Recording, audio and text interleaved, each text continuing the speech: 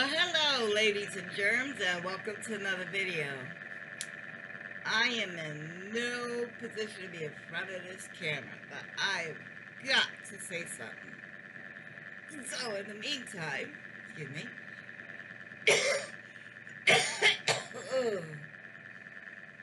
that's why I don't need to be in front of the camera. Anyway, in the meantime, you're going to get a good look at my east wall. Or the wall that's over there that you're looking at. Anyway, I have to come on here because something's been really bothering me as a nation, how we are moving. Go with me now. You're gonna like this one. I think the subject is quite riveting. Now, a few days ago, there was a CEO of a medical insurance company that is no longer with us. Now, before I utter one more word, I want to say this crystal clear.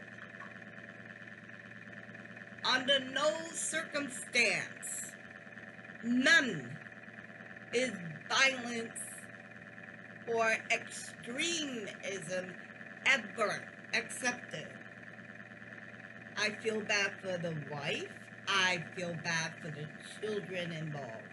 I feel bad for the family and friends that are now missing a part of their lives. Nothing is acceptable when it comes to this kind of extremism. I'm trying not to get my video in trouble, but I really need to say this, okay? Okay.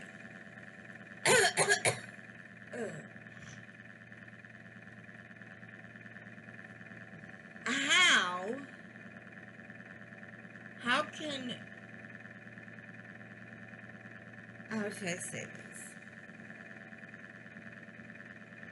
When you work for a company, let me start over. Let me get down into the personal aspect of this. If you ever went through a situation where your doctor says you need this, your specialist agrees with the doctor, you need this, the doctor and the professional medical field says you got to have certain things to improve your life. That is a requirement.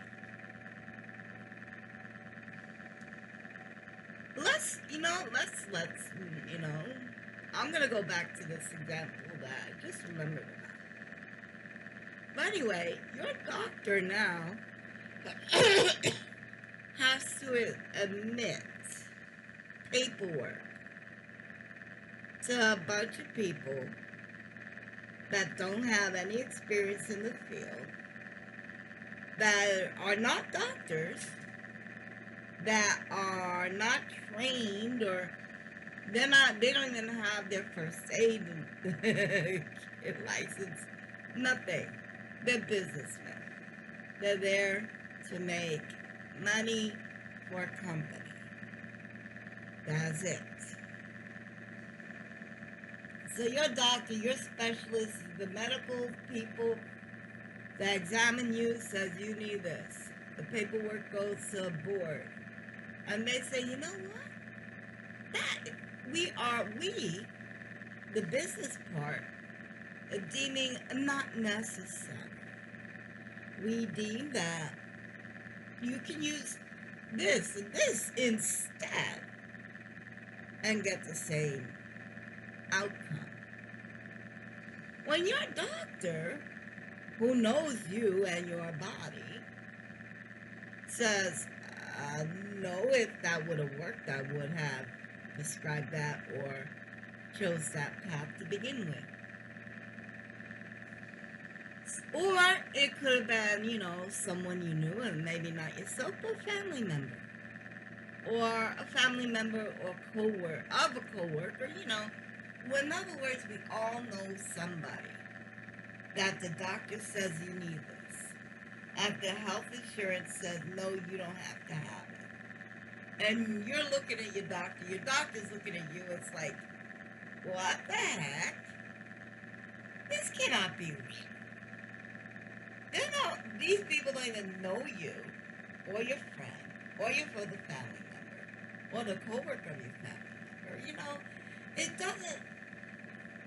It doesn't make sense that your company that you work for is notorious for doing harm or costing people lives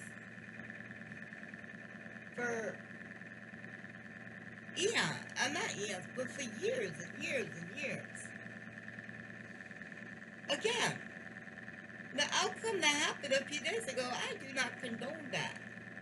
I'm a pacifist. I don't believe in violence. Everything is a temporary situation. This too shall pass. We can work through this. I do believe that. However, if you're in the moment and if your emotions are high, you are not going to be thinking clearly. Because that dude, my personal guess is that let me back up. If you ever been to the hotel that this CEO was coming out of, you would know there are multiple exits around the entire building. There's at least 4 or 5 exits that I am aware of because I used to pass by that Hilton on several occasions. I veer off track. The person that did this, would have to know not only which door he would come out of, but what time, of course, he would be coming out of that, and that his bodyguard was not there. The man had a bodyguard, because in the report that the police gave out, and if you read their report, is stated his bodyguard was not there, was not present. So that means he had one, which means that he knew that his business was causing a lot of harm to a lot of people, but he liked the money. So he stood. He chose profits over people. That's perfectly fine. That's what you want to do. That's what you want to do. The person that did this wrote 3 words on the showcase. Deny, deploy, deny, or something else. And I thought those words sounded weird to me. Why would you write that? What does that mean? And anyone who's a history buff knows that was the battle cry of the French revolutionaries. Go look it up. Look up French revolutionaries. It's, I forgot those. Depose, deny, it's something with those 3 Ds. But go look it up. I know I'm right. Anyway. Oh, look. Mike right here. Hi. I'm down here. Hi. Anyway. So, yes. It was personal. Yes. It was absolutely planned out. I don't think I don't see him getting caught. I don't see him getting caught because the two pictures that they have of this fellow are two different people. Even the backpacks are different.